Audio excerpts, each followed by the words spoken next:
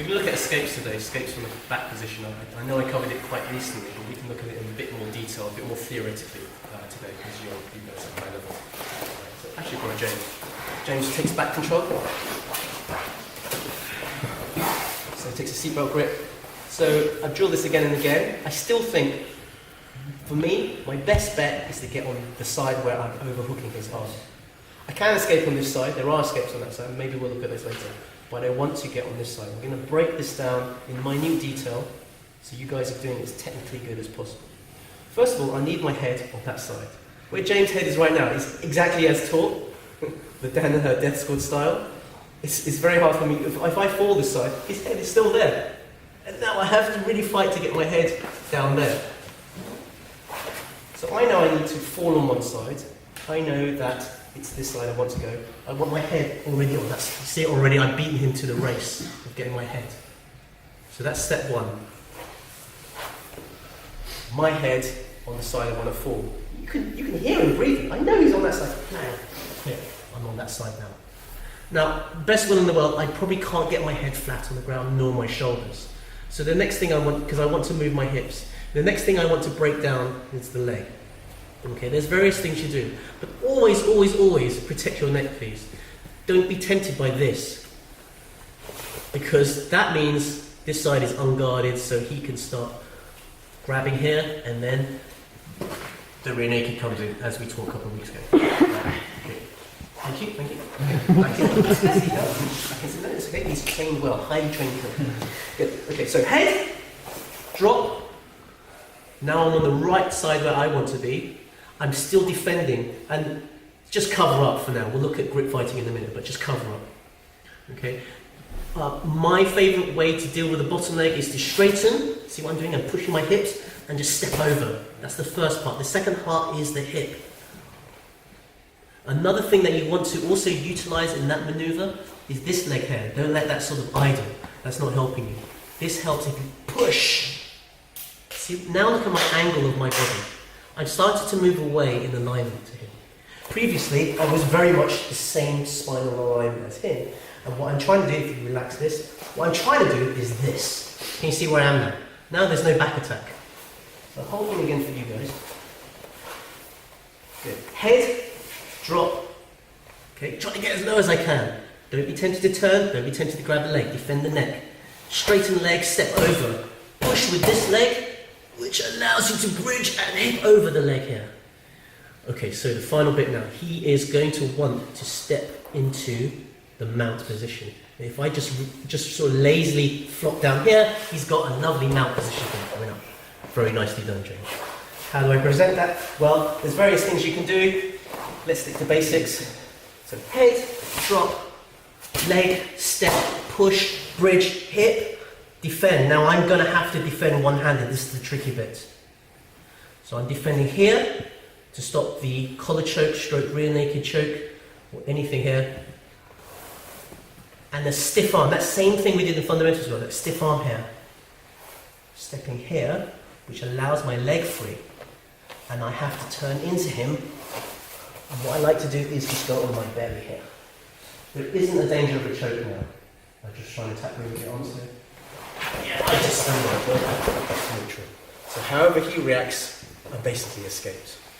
So we'll stick to that pattern for now. Do you want to see the sequence? Yeah, Wayne?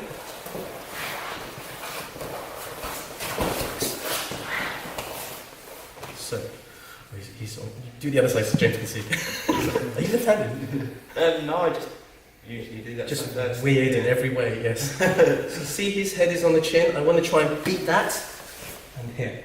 If I just fall to the side without thinking about my head positioning, his head is still here. Now it's much harder for me to, because he wants his head here. Because ultimately he's going to bow and arrow and sliding collar choke. Also, all the chokes come from this hand here. So I have to protect this. But let's assume my head. I've beaten him to the head race. Good. Now, next thing, protect. Don't be tempted to move this. Put your hand down here. Protect. 2 hands on one is better than 1 hand on 2 hands. Straighten my leg. Use this leg to help you bridge, push up, step before moving your hip. Now your hip moves. Once it's on the ground, I have an opportunity. I'm not in the back control anymore. I've escaped effectively. But he can go into mount. To prevent that. Various ways you can escape from here. I just go slide onto my belly, but there's nothing to say you can't just slide up here. Yes. My weight drives into him. But effectively, you need to stop that leg coming over. So there's at least 6 or 7 things that hope you remember them all. Anybody want to see all those again? Yes? Well, let's see how well we do. 3, 2, 1. If you actually tap it. Something Wayne pointed out, a really good tip. Alright, so I beat the head, I've got here. My first step is to step over, right? But if you sort of quite lax here, it's actually quite easy for him to re-establish that hook back in. And then you're stuck here, right? As I step over, bring it back in, and hook over here, make sure you have contact. So he can't re-establish the guard here. Yes? Mm-hmm. That's a nice one. And then we're able to get the hip over, defend, push away, and then I don't have to worry about that leg anymore, then we're okay. Alright? So that's something to add, and I want to get the camera and credit to one for that one. Okay. Now the crucifix happens when I've managed to beat the head, I've fallen on this side, I've done everything right. Okay? And he attacks, there we go, and he shifts me over and we're here. So we do the head thing, if you can put your lid there. It's there. He knows everything. Okay, so there we go. And I shouldn't be able to get out, so you have to be aware of that. So let's do avoidance before we talk about the actual escape of the crucifix. So again, defending, my elbows are really tight. Another tip that I like, that Nick teaches a lot, is to not hold it here, but hold up here. Shoulder and elbow, not elbow and wrist. Shoulder and elbow. It costs you nothing to do that. You're not risking anything. It's just a stretch. Let's go back into neutral position again, so you guys can see. As it goes in, up here, bring it down, so you have a nice gap here, okay? Beat the head, fall to that side, and then we'll do exactly the same things. Bring it in. Once the hip is on here, now I can attack. Now what happens is, when I start pushing here, he releases here. Because he thinks, oh, that's a danger, and I want to use this hand to defend this hand to stop me from escaping. Because he wants mount. So if basically the seatbelt grip isn't in operation anymore, he starts defending here, pushing my hand away, and then the crucifix could come, or he could just start going for the mount. Here's an alternative for you. My hand now goes here. So try and get mount.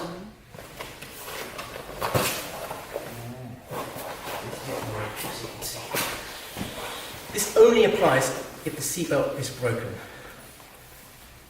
Pulling down here, beat the head, fall to that side, step, lock it in, and then we're here. If the seatbelt is still here, you carry on as normal. You have access to here. But he realizes this is going to prevent him getting out. He decides to release the seatbelt, starts fighting your hand here, and then we're here now, like we're best buds. But crucially, I'm not just doing this because I like it, and even though he is a good mate. I'm controlling his shoulder. You can cup here or grip here, but I'm pushing his shoulder away from me. Because what's he going to do? When he goes into mount, watch his shoulder. Goes into mount, his shoulder comes towards me. I don't want that. And then we're here, push him away. He tries to mount. He tries the crucifix. He can't have the crucifix because it's not here. And then I still have a hand free. Now it might feel risky because I always taught, once you open your arm out, you're in danger of being submitted. But there isn't a submission there, so you can risk-free put your arm around him. A worst-case scenario, so escape, blah, worst-case scenario, if you lose this, and he comes over your mount, you're basically escaped anyway when you start playing it. So the whole thing again for you, before we look at crucifix. So seatbelt, go, grip high guys, number 1. Grip high, pull. Beat the head, fall to this side where you're over the arm. Okay, same thing as before. Lock it in this time. Wayne's tip, thank you very much. Push up, hip over. Now you start pushing, he fights you here. He grips it. Get rid of that. Over the head, push away. Ask your opponent to continue trying to get to mount because that's a realistic reaction. Try to keep getting to mount. Now you can use your other hand to stop this one. Go to the belly and get the side control. It's a lot there, but there's only addition of the hand over the shoulder. Yes?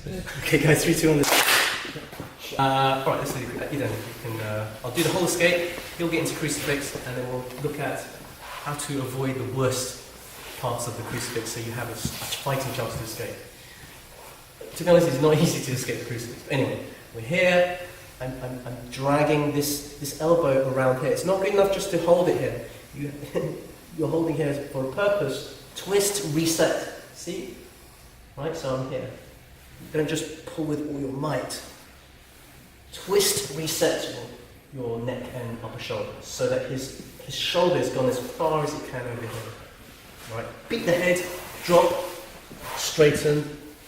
Now let's say I've done this and I thought, yeah, I've escaped. Uh-oh, crucifix coming. And honestly, people who transition do this very fast, and you're in a crucifix before you know it.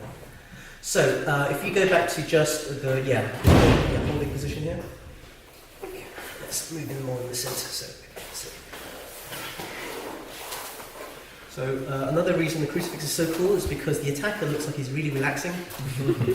and a good crucifix, I'm not relaxed. I'm going, put my legs down so you can see. Now at the moment, I don't feel under pressure. Why? Because my arms are bent and they're just here. They would normally be here. I'm not pressure. As Idan stretches, makes this arm straight, stretches me out, it becomes increasingly harder and harder for me to manipulate my body and his body, and it becomes harder to escape. So you can put it on spine. Plus, there's the danger of the attack. So as the other arm creeps in, I have nothing to defend. You see, I can't defend. What am I going to use? My knees. All right. So let's go rewind a little bit. When he originally got into the sort of lazy crucifix here, if he doesn't think about what he's doing with my arms and he reaches in with this other hand, I can at least have the little bit of defense here. Unfortunately, this signals what the problem is to him, and he just straightens my arms out and he carries on. So your only defense here is digging your neck down, where he's going to get it if he does the even pressure point thing. Yeah. All right. Okay. So let's do it. So my number one job is to keep my elbows as close to my body and my arms as flat as I can. All right.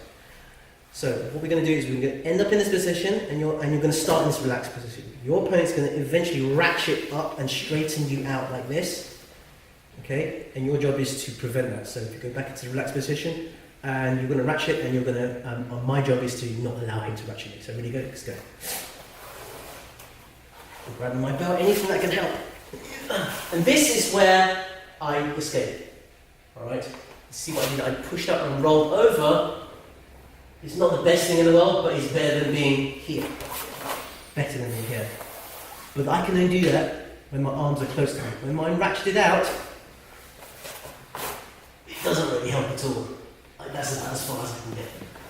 When my arms are down here, okay, and if you can delay the inevitable by grabbing onto bits of your cloth there, tucking your neck in because that arm is always threatening. Okay, you push up and over, and you align yourself. When you align yourself, look what happens with this arm, and then you have a fighting chance to get out. So once again, it's the whole thing again. So your partner's going to start in crucifix, and you're in relaxed. Okay. When you say go, he's going to slowly ratchet out and slowly creep his arm around to get that collar choke. All right. My fingers are pointing down so that they can grip here. So 3, 2, 1, let's go. Up, turn, get the escape round right here. All right. You cannot escape the arm when that arm is extended totally. I could probably get this one, but it's not great. All right. Bear in mind, he's also, if you get the other arm around, that's always threatening to get the arm around to choke me. Get your left arm around to choke me. Yeah. See, now I have got no chance. But by jumping up and aligning, my fingers are pointing down, I can get my elbow out. If he's managed to wangle it so that my arm points up, it's not going to work. I'm Americaning myself. Okay, I can't get my arm out. So that's why the fingers pointing down method, like you're holding a gun holster, I think is a little better. Push up, I turn into him, elbow out, and then I'm out there. Want to try it, guys? Okay, 3 turns.